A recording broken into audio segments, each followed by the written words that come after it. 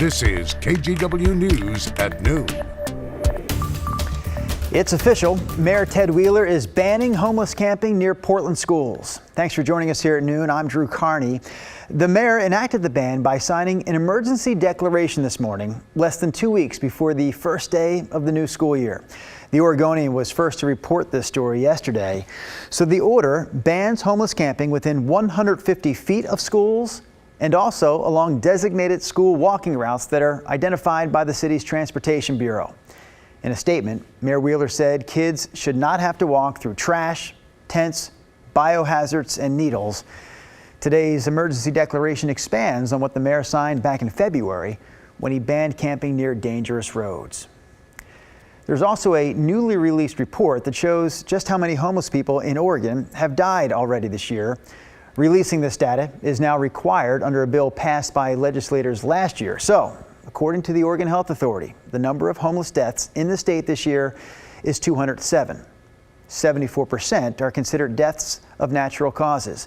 We talked to Scott Kerman from the Blanchet House, which is a Portland nonprofit that serves people living on the streets. We should urge caution as to drawing too much of a conclusion from the natural death count. Taken at face value, it may seem like, oh, well, most people who are homeless are dying a natural death, and perhaps we imagine that as we might imagine our loved ones passing away naturally. I suspect it's not necessarily the case. Kerman says he hopes to get more details from this new report in order to help find solutions to the city's homeless crisis. All right, the cool down is here. We actually got a bit of a cool down yesterday before we expected it, Chris McGinnis, but it's definitely settling in here this afternoon as we look at a cloudy downtown Portland there. What are you looking at behind you in the Weather Center? Well, it's a colorful map, right? And what these colors mean, the blue, purple colors mean that we are cooler even still, more so now than we were yesterday at this time. In fact, Hillsborough, yesterday at this time we were kind of looking at that interesting mix. We were like 80 or so, 78 in Portland and 86 in Hillsborough at the lunchtime hour. Temperatures are cooler in general up and down the I-5 corridor, even more so today than they were yesterday at this time. And the big picture across the state shows that a lot of us are now enjoying some relief from the high heat that we've had the last couple of days across Southwest Washington and Northwest Oregon. It's 73 degrees last check at PDX under a mostly cloudy sky. Here's a look at the satellite imagery here over the last couple of hours. The clouds from yesterday's event, and in some cases rainmaker. Some folks did see some sprinkles yesterday. That system has pulled off to the east. It's interesting that the clouds are still kind of rotating counterclockwise around that. So portions of eastern Oregon are still dealing with that, and even a few widely scattered sprinkles out there. Meanwhile, to the west, we got a strong push in from the Pacific late last night and early this morning. And so that has really swapped out the air mass for us. And as we go to the afternoon, I do think we poke some holes in the cloud cover. I've got us at 84, Drew, but I'll tell you what, kind of like yesterday, if we don't clear soon enough, we may keep temperatures right around 80 for daytime highs today. And I doubt that too many people are complaining about that. Your weekend forecast in just a few minutes. All right, again, we'll have more from Chris here shortly, but right now we do want to get back to some of our local headlines here this afternoon. For the second time this year, a firefighter has died battling a wildfire in Oregon. So this latest death happened yesterday in southern Oregon. The Oregon Department of Forestry and Bureau of Land Management say that a tree hit a firefighter. Now, they won't release the firefighter's name until they notify their family. Earlier this month, another firefighter, Colin Hogan, died when a tree fell on him as he was battling the Big Swamp Fire in the Willamette National Forest near Oak Ridge. We're hearing from neighbors after two kids were shot in the Rocky Butte area of northeast Portland. Police say the shooter or shooters fired 38 rounds, and 11 of them hit a car that was full of kids between the ages of 12 and 14. A 14-year-old boy suffered serious injuries while a 12-year-old girl was grazed by a bullet. The other three kids in the car got out without being hurt. So this all happened Thursday morning at 3 a.m. Several bullets also hit a nearby neighbor's home. His name is Bruce Duncan.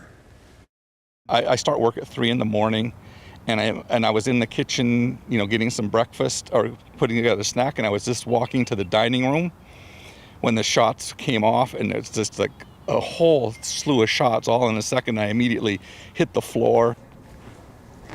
Police have still not released any information about a suspect in this case. Meanwhile, a man from Bend is facing murder charges, accused of killing two 18-year-olds. So this is new video that shows the arrest of 41-year-old Wesley Brady.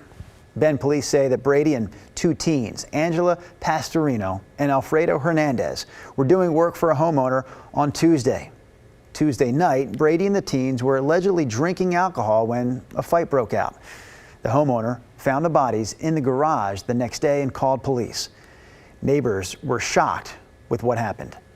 Yeah, well, it was strange, and we didn't know anything was going on for a while, but then we saw the forensic truck go by, and then came out and saw the tape up and everything, and yeah, it's a little bit worrisome. Brady does have a criminal history. In 2018, he was arrested for breaking into and setting several fires in the basement of a historic home in downtown Bend.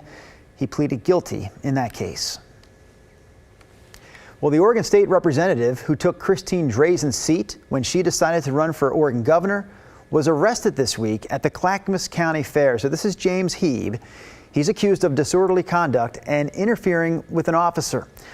The Republican told the Oregonian that he had just left the rodeo after drinking 4 beers and had just lit a cigarette near the fair exit. So that's apparently when a woman asked him to put that cigarette out, and then she called police. So we don't know what exactly happened in between that time. Heeb also told deputies that he was carrying a permitted concealed weapon at the time. The sheriff's office would not confirm any of the details surrounding his arrest. As the new school year approaches, districts across the area are still trying to think up ways to recruit and retain staff. And state lawmakers are trying to help out. A work group was formed late last year in the hopes of solving school staffing issues. We've covered this and checked back in with them. Senator Michael Dembro, who chairs the Senate's Education Committee, says there has been progress. This upcoming school year, districts are going to have more money. We're able to allocate $78 million to go out to the different districts for short-term strategies. That is, strategies that would be of use this coming school year to retain teachers, to recruit teachers. You know, in some cases that is taking the form of bonuses. A separate grant also gives districts funds to pay for things like substitutes so teachers could have more time to plan and collaborate. Districts that applied received dollars based on enrollment. Other goals include streamlining the process to get a teaching license. We have a consumer alert for you here this afternoon. If you have an iPhone or iPad, you'll want to make sure you download a software update immediately. Apple says a software flaw could allow attackers to take complete control of your phone. To update your phone, go to Settings, click General, and then click Software Update. 2 months from tonight is opening night for the Portland Trail Blazers. They'll be on the road against the Sacramento Kings. And while the team will be there, the Blazers won't have any announcers. They're not going to have announcers at that game. Dwight James and Chad Doing are reporting that the Blazers will not send broadcasters to cover any road games this season. The TV and radio announcers will call games remotely, so the games will still be covered, but the announcers will not be in those arenas. This is what was happening during the pandemic, but it's something that's not normally done now. The Blazers put out a statement saying that this isn't a permanent decision and the team will adjust if they find it necessary.